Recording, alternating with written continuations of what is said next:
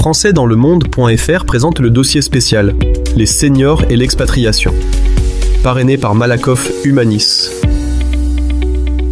Que vous soyez étudiant ou que vous soyez senior, alors un terme, on va débattre sur ce thème dans un instant.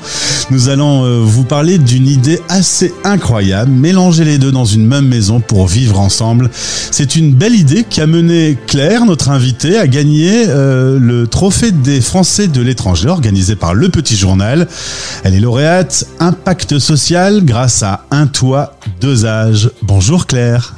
Bonjour. Commençons par le début. Alors, toi, quand je t'ai demandé où tu étais née, t'as presque pas su répondre. Tu es une fille diplomate.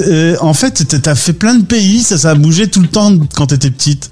Exactement, tous les 3 ans, c'était carton et déménagement et en avant pour une nouvelle destination. Donc c'est vrai que j'ai pas mal bougé dans mon enfance jusqu'à l'âge de 15 ans. Je me suis un peu stabilisée, mais j'ai plein de souvenirs plein la tête et c'est vrai une enfance assez mobile, mais très riche et dont je garde d'excellents souvenirs. Donc c'est super. Alors t'aurais pu naître n'importe où dans le monde, mais finalement tu vas naître à Paris, ce qui est quand même très peu original pour le coup. Oui, un peu raté, mais je suis repartie 1 mois après. Je n'étais pas très grande quand j'ai pris l'avion. Tes parents repassent à Paris, c'est là que tu vas voir le jour. Aujourd'hui, la famille est installée plutôt du côté du Berry. Et tu as un mari qui a évidemment ses origines aussi, plutôt du côté breton. Tu t'appelles Claire de Keroten. Presque ça. Voilà, presque ça. Tu es aujourd'hui basé à Bruxelles. Raconte-moi un peu comment est venue cette idée, il y a 12 ans déjà, d'un logement intergénérationnel. Eh bien, j'ai suivi mon mari et j'avais envie de reprendre une activité. J'avais des enfants petits, je voulais pas vraiment être salariée, j'avais envie de créer ma propre structure. Et j'avais entendu parler de ce logement intergénérationnel qui m'interpellait pas mal. Et j'avais, dans le cadre familial, une cousine qui avait logé chez notre grand-mère et l'expérience avait été très porteuse. Et je me suis dit, après tout, pourquoi pas? Donc, je me suis un peu penchée sur la question et je voyais que ça a commencé tout doucement en France à naître. Et donc, voilà, c'était un peu à Paris, c'est vrai, au début à Bruxelles, de lancer ça. J'ai contacté les universités, j'ai contacté le bourgmestre, comme on dit chez nous en Belgique. En Belgique, c'est un bourgmestre. Voilà, le bourgmestre de ma commune, donc le maire de mon arrondissement, pour lui proposer l'idée. Et tout de suite, il a répondu que c'était une excellente idée et que ça répondait à plusieurs besoins, celui du manque de logement pour les étudiants d'un côté à Bruxelles et de l'autre. Alors, les choses ont évolué, mais c'est vrai qu'il y a 12 ans, quand j'ai commencé, les maisons de repos étaient complètement, vraiment très pleines et chargées. Et donc, il trouvait que c'était une bonne solution de permettre à des personnes âgées de rester chez elles le plus longtemps possible. Et donc, voilà. Donc, il m'a aidé par une conférence de presse, je me souviens. Et voilà, la Belgique n'est pas très grande, mais j'ai eu la chance d'avoir toute la presse, les journaux, la télé, la radio. Et ça nous a quand même bien lancé. Et voilà, ça aurait pu ne pas fonctionner, mais j'ai eu beaucoup de chance. D'année en année, on a créé de plus en plus de binômes pour en arriver jusqu'à 500 maintenant par an. Donc, ça fonctionne pas mal et on pense qu'il y a une vraie demande. On est ravis de continuer et de créer ces binômes. Alors, tu n'es pas très loin de la France. Tu as donc suivi les dernières actualités sur ces fameuses maisons de retraite et les scandales qu'on a pu voir par des grandes chaînes qui sont, qui exploitent, on va dire, un filon et c'est tout à fait regrettable de voir des choses pareilles. Et souvent, justement, l'idée de mélanger les générations est plutôt une bonne idée. Ça arrange tout le monde et tu le disais toi-même, les étudiants, ils ont une solution de logement, ils ont une solution d'un lieu qui coûte peut-être un peu moins cher. Les personnes plus âgées évitent d'être isolées. C'est vraiment une idée win-win. Exactement. C'est vrai que pour les étudiants, ça leur permet d'avoir un accès à un logement vraiment de qualité, parce qu'on a des étudiants qui n'ont pas qu'une petite chambre, mais parfois qui ont un étage entier d'une maison, donc une salle de bain privée. Enfin, ils sont quand même assez favorisés dans leur cadre de vie. Et puis, c'est une magnifique rencontre aussi enrichissante, de rencontrer quelqu'un d'une autre génération. On apprend aussi beaucoup, donc ils sont aussi gagnants là-dessus, je trouve, humainement. Et puis, en parallèle, les seniors, les accueillants, parce que le mot senior fait toujours un peu débat, comme tu disais au début. Les accueillants, c'est aussi très bon pour eux pour diverses raisons. Ne plus être seul, je crois que c'est vraiment un point très important.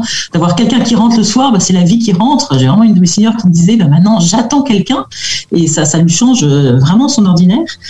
C'est aussi reprendre des repas ensemble, ne plus être seul devant son assiette. C'est une sécurité. Si elle tombe, il y a quelqu'un qui rentre le soir. Donc ça rassure aussi la famille des personnes un peu plus âgées. Et puis c'est un complément de revenu, ce qui n'est pas négligeable dans les temps actuel. Et voilà, enfin tous ces ensembles de points font que de nombreuses personnes sont assez attirées par ce concept. Et puis également le fait de repousser de quelques années l'entrée en maison de repos pour certains, c'est aussi très important pour eux. Ouais. Alors on voit qu'un toit, 2 âges, c'est une bonne idée pour 2 raisons. D'abord parce que depuis Bruxelles, il y a eu des expériences dans 8 autres villes de Belgique. À chaque fois, c'est à côté d'universités, forcément, parce que il faut des étudiants pour pouvoir animer tout ça. Et puis la deuxième raison, c'est ce prix raflé dans le cadre des trophées des Français de l'étranger. Comment tu as réagi? Quelle a été ta réaction à l'intérieur de toi quand tu as appris que tu avais gagné le prix? Forcément, on est content et surtout, on trouve que c'est une récompense pour toute une équipe parce que je suis pas seule. On a quand même 11 salariés, 4 bénévoles, donc on est quand même une équipe de 15 à travailler régulièrement pour ça et à développer ce concept de logement intergé. Donc, bien sûr, c'est une sacrée récompense pour toute notre équipe et ça veut dire que c'est une reconnaissance et qu'on a envie de continuer et de continuer de plus en plus à développer un taux dosage. Mais Claire, ce concept est tellement génial, il faut le développer dans toute la planète. Mais il existe déjà. Donc voilà, oui, il existe dans beaucoup de pays déjà dans le monde, aux États-Unis, même au Japon. Ça commence tout doucement, les mentalités bougent et ça commence à bouger. En Europe aussi beaucoup, mais pas en Afrique. Je crois qu'en Afrique, la mentalité, la culture encore est de garder ses aînés chez soi. Donc on n'a pas l'idée de laisser des personnes âgées toutes seules chez elles. On les accueille chez soi. Donc c'est pour ça que ce logement intergénérationnel n'existe pas. Mais peut-être un peu plus tard, je sais pas. Mais voilà. Donc ça existe partout. Pour les étudiants aussi, on n'a pas parlé tellement d'eux, mais c'est vrai que c'est aussi une chouette solution. D'abord, ils ont un logement qui déjà coûte un peu moins cher que les prix du marché habituel.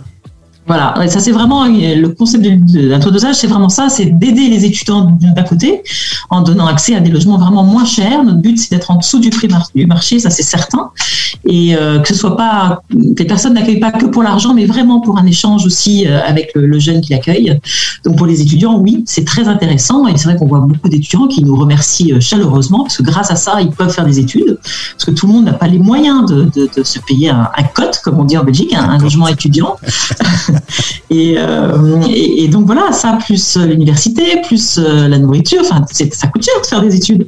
Donc voilà, on est ravis de pouvoir tendre la main et de donner la possibilité à des étudiants de se lancer dans 2, 3, 4, 5 ans d'études grâce à ça et de ne pas travailler par exemple en parallèle pour pouvoir se payer leur logement. Et si les étudiants donnent un petit coup de main, font des courses ou font des choses comme ça, ils payent un peu moins cher?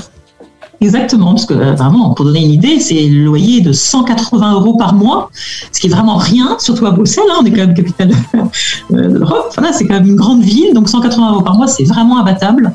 Et en échange, ils donnent de 1 à 5 heures par semaine de service. Voilà, donc très varié, vraiment très varié. Ça peut être du ponctuel, changer une ampoule, monter une table un peu lourde, porter des packs d'eau, changer la litière du chat, c'est très très variable, faire des promenades, ou simplement, ou alors tout bêtement, passer du temps. Ça peut être regarder des matchs de foot à la télé. On a un étudiant qui passe son temps à regarder, avec plaisir évidemment, à partager des moments de convivialité devant la télévision ou partager un repas. Enfin voilà, c'est passer du temps ensemble. Derrière tout ça, c'est ne pas être seul, en gros. C'est vraiment lutter contre la solitude. Et moi, j'imagine le délire qu'un étudiant fasse découvrir le rap français, du Jul autour d'une tasse de thé. Ça doit être des rencontres. Et puis, c'est la magie des rencontres, justement. Non, tout à fait. On voit de tout. On a des histoires assez incroyables. Je pourrais en parler pendant des heures, mais c'est vrai que oui, c'est une seigneur qui disait ça, qu'elle est au rez-de-chaussée, c'était plutôt musique classique, mais l'étage au-dessus, c'était beaucoup plus rap. Et voilà, et que maintenant, elle était plus attentive, ou alors qu'elle avait découvert la Formule 1, un sport qu'elle détestait avant, et cet étudiant était passionné de Formule 1, donc elle s'est mise à apprendre ce sport, parce qu'évidemment, il lui expliquait. Enfin voilà, il y a vraiment des ouvertures d'esprit, des découvertes sympathiques. Claire, je ne suis pas surpris que tu aies raflé ce prix parce que tu le mérites, toi et toute l'équipe qu'on salue au passage. T'es pas très loin de la France, mais installe l'application, t'auras un petit bout de France quand même, bien qu'on entend quand même pas mal de chansons françaises et que la plupart des artistes qu'on diffuse en ce moment et qui font un carton sont des artistes belges. Oui. C'est vrai qu'ils se défendent bien, les Belges, ils ont des bons artistes quand même. Ouais, je vais pas te faire découvrir Stromae ou Angèle en ce moment, mais bon. Il y aura plein de choses à découvrir quand même en écoutant la radio. Merci beaucoup. Et puis tu t'entendras, ce qui sera quand même aussi toujours assez agréable. Merci de nous avoir accordé quelques minutes. Et si vous voulez en savoir plus, il y a le lien pour découvrir Un toit, deux âges dans ce podcast. Félicitations pour le trophée et au plaisir de te retrouver. Merci. Merci beaucoup. Merci. Les seniors et l'expatriation. Dossier spécial proposé par françaisdanslemonde.fr. À l'international aussi, Malakoff Humanis veille sur vous. Pour en savoir plus, rendez-vous sur malakoffhumanis.com.